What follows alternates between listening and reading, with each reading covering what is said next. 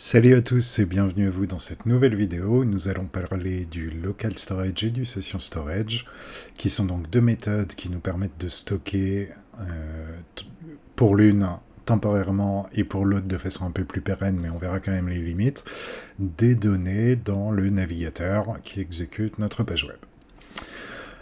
Donc, je me suis fait comme d'habitude un petit vhost que j'ai appelé ici tuto.local et qui vient charger le contenu de ce répertoire tuto qui contient pour le moment juste un fichier index.html avec un DOM de base. Donc il n'y a vraiment rien dans la page, j'ai juste changé le title.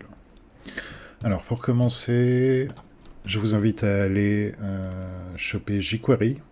Donc on va taper jQuery CDN.js par exemple. On va le charger depuis un CDN. Voilà, donc sur cdnjs.com/libraries/jQuery et on va venir copier ici le lien pour pouvoir loader jQuery dans notre page. Donc ici, dans ma page HTML, je vais créer un text script et je vais lui mettre comme src l'adresse du CDN. Voilà, et donc là je vais vérifier dans ma console. jQuery est bien loadé. Formidable. Alors, je vais faire un deuxième tag script en dessous. Cette fois-ci, sans mettre de src, on va simplement taper le code JS qu'on souhaite exécuter ici.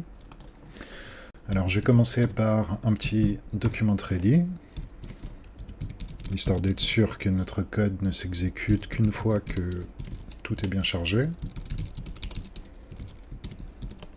Voilà. Et on va mettre un console.log.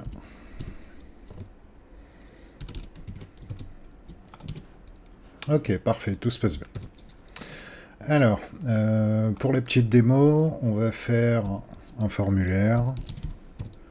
Voilà, forme, action, on va mettre dièse. Et dans ce formulaire, du coup, on va venir créer un input à qui on va donner l'id pseudo, par exemple. Donc, étant donné que j'ai émettre d'installer ici sur mon Sublime, je peux me permettre de taper input dièse pseudo, et quand j'appuie sur tab, ça me crée la balise input directement avec l'id pseudo. Bon, ça c'est des petites tips, il faudra peut-être que je vous fasse une petite vidéo sur Emmet. Et si vous n'avez pas Emmet d'installer dans votre éditeur de texte, eh ben, je vous invite à regarder la vidéo que j'ai faite sur l'installation et la configuration de Sublime Text, où je vous montre comment installer Sublime et tous les petits packages que j'utilise tous les jours.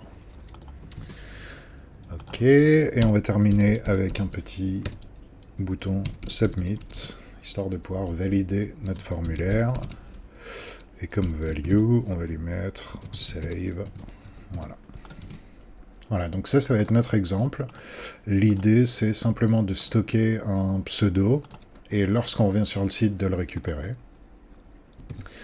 Donc la première chose qu'on va faire, c'est ajouter un listener, du coup, sur le submit du form, pour éviter, déjà, dans un premier temps, le comportement de base qui serait de reload la page. Alors, je vais faire comme d'habitude ma petite fonction bind events.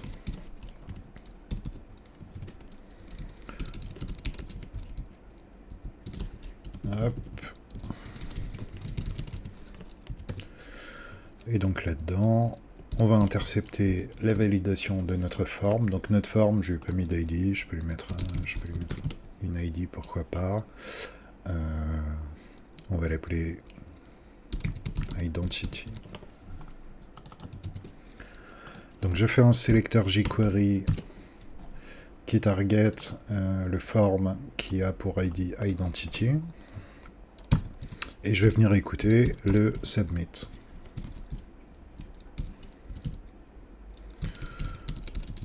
Et donc la callback qu'on va exécuter lorsque le formulaire est submit, voilà, on récupère bien l'attribut E, et donc on va faire un petit E.prevent default.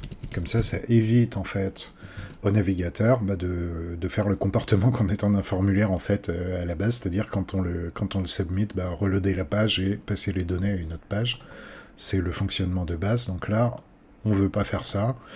On veut pas de reload de page. On veut juste exécuter une fonction. Voilà, donc je prevent default et je vais faire un console.log juste pour vérifier que ça marche bien de form submitted.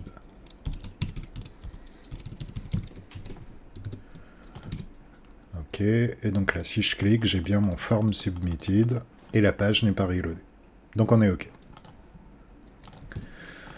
Alors l'idée, ça va être, lorsque le form est submit, donc lorsque l'utilisateur valide son pseudo, de venir le stocker dans le local storage, et comme ça, la prochaine fois que l'utilisateur revient, on peut récupérer son pseudo. Donc déjà, il faut que je récupère la valeur qu'il aura entrée dans le champ input ici. Pour ce faire, donc on va créer une petite variable qu'on va appeler par exemple user pseudo. Voilà, et qui va donc être égal à un sélecteur jQuery qui vient targeter notre input qui est l'id pseudo ici. Voilà, point val qui est une méthode jQuery qui nous permet de récupérer la valeur d'un input à un moment donné. Voilà, et je vais faire un console.log de ça pour voir si on le récupère bien. Donc je reload ma page. Test, je clique sur Save, la page ne s'est pas reload et j'ai bien mon test qui apparaît ici, console.log de la ligne 30, donc on est bon, on récupère bien le pseudo. Maintenant qu'on a récupéré le pseudo, il va falloir qu'on le sauvegarde dans le local storage. Donc le fonctionnement du local storage est assez simple. En fait, le local storage, c'est un objet JavaScript. Si vous ne voyez pas ce que c'est, j'ai fait une vidéo sur les objets en JavaScript, donc je vous encourage à la regarder. Donc c'est un objet dans lequel on va pouvoir stocker sous des clés des valeurs. Donc là on veut stocker dans le local storage sous la clé qu'on appellera pseudo par exemple, ou je vais mettre nickname, ça évitera les confusions avec les autres objets qui s'appellent pseudo dans la page. Donc il me suffit d'écrire local storage .pseudo et de dire que ça, c'est égal à user pseudo. Voilà. Ce que je vais faire également, c'est que dans mon document 3D, ici, plutôt que de faire un console.log de Go, on va le remplacer par local storage.pseudo. Je vais rajouter une petite phrase devant. Le pseudo enregistré est de points plus local storage.pseudo. Donc je reload la page, là ça me dit le pseudo enregistré est undefined, puisque effectivement je peux le taper dans ma console également. Si je tape local storage, déjà je vois que mon local storage il a une longueur de 0, donc il est vide. Et si je fais local storage.pseudo, eh bien ça me renvoie undefined. Voilà, donc là on pourrait se mettre une petite condition en disant on va récupérer dans une variable qu'on va appeler current pseudo le pseudo qui est potentiellement stocké dans le local storage. On ne sait pas encore s'il y en a un. On va dire que si current pseudo est égal à undefined, dans ce cas-là, on console.log de aucun pseudo enregistré. Voilà. Sinon, on console.log de le pseudo enregistré est plus le pseudo. Donc là d'ailleurs, je peux remplacer par current pseudo comme ceci. Je reload la page et donc là j'ai bien aucun pseudo est enregistré. Ah oui, d'ailleurs j'ai dit que je n'appellerais pas ça pseudo, on a dit que la clé c'était nickname, c'est juste pour éviter la confusion avec le fait qu'on a une ID pseudo ici. Donc user pseudo est égal à pseudo.val, et du coup quand on l'enregistre dans le local storage, local storage.nickname est égal à user pseudo, Et quand on le récupère au début, eh bien, on target localstorage.nickname. Voilà, donc là, ça marche tout aussi bien. Alors, on va faire le test. Je vais écrire un pseudo. Test pseudo. Je clique sur Save.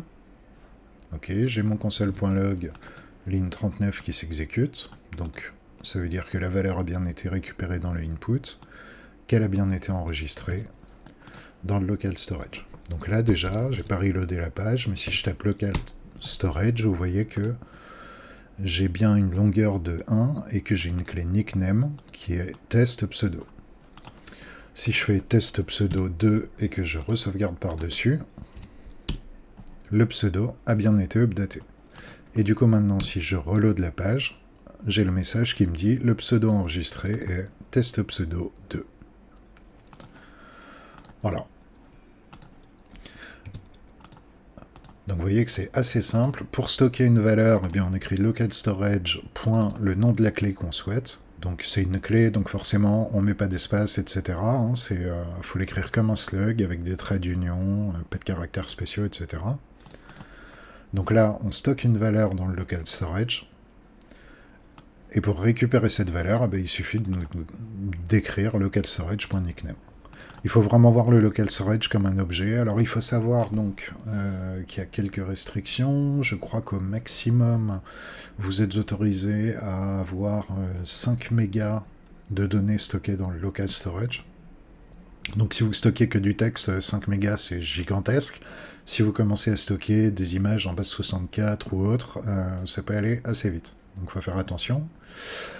Ensuite, il faut savoir que si l'utilisateur vide le cache de son navigateur, le local storage est effacé. Donc attention à ne pas stocker de données critiques. Il faut un peu voir ça comme des cookies.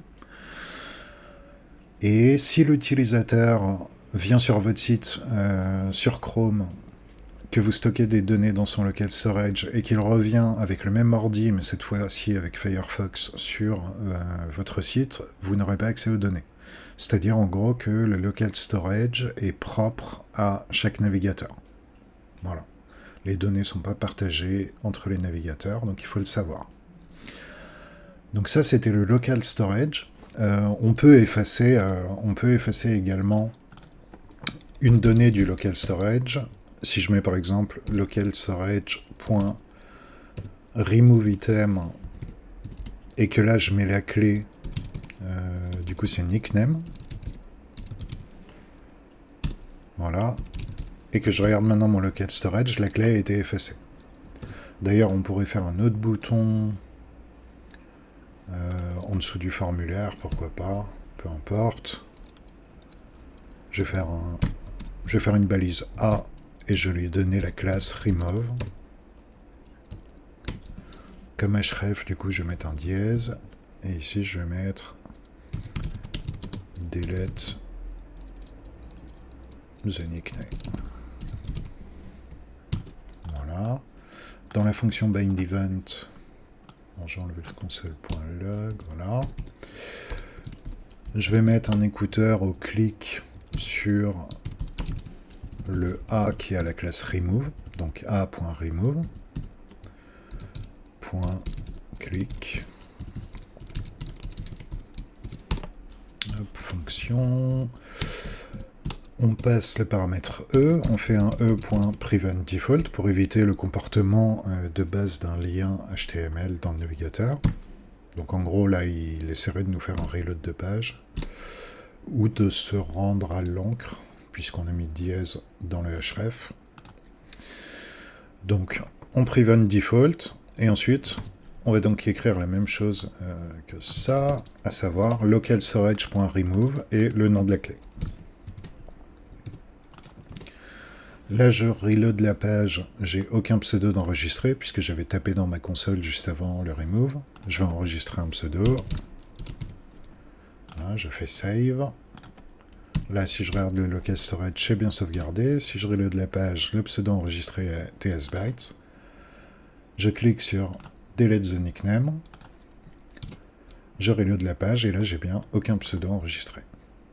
Voilà, donc C'est hyper simple à utiliser, ça peut être hyper pratique, il faut juste retenir qu'il ne faut pas stocker de données critiques. Vous pouvez stocker des tokens une fois que votre utilisateur est loadé, vous pouvez stocker, je ne sais pas, des high scores ou autre.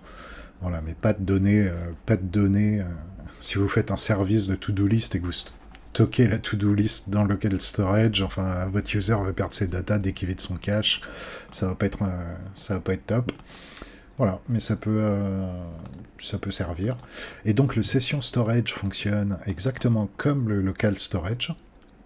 Donc ça s'écrit session storage, comme ceci. Et donc la différence entre le local storage et le session storage, c'est que le session storage, en fait, n'a comme durée de vie que la durée de vie de l'onglet. Autrement dit, vous stockez des données en session storage, l'utilisateur navigue dans votre application, vous updatez les données, vous en servez, c'est très bien. Mais dès que l'onglet est fermé, toutes ces données-là sont perdues. Donc c'est vraiment pour stocker des données de façon ultra temporaire, quoi. Il ferme son navigateur, les données sont effacées. Voilà, mais ça peut servir pareil, je sais pas, pour si vous développez des jeux, stocker des petits scores temporairement. Voilà. À vous de voir l'utilisation que vous en ferez. Écoutez, je pense qu'on a fait le tour du local storage et du session storage. Si vous avez des questions, n'hésitez pas, je me ferai un plaisir d'y répondre. Et puis je vous dis à plus dans une autre vidéo.